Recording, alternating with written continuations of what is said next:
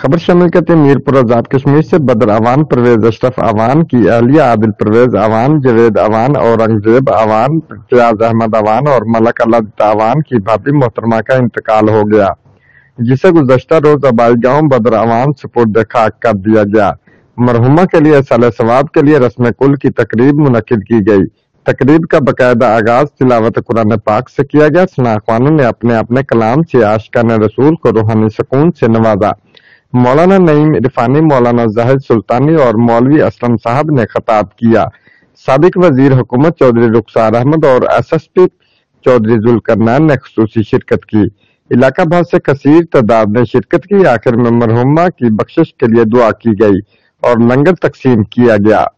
Report Qurban Hussain Rafiqi Awan, deputy bureau chief, Geo Express News, Mirpur Azad Kashmir.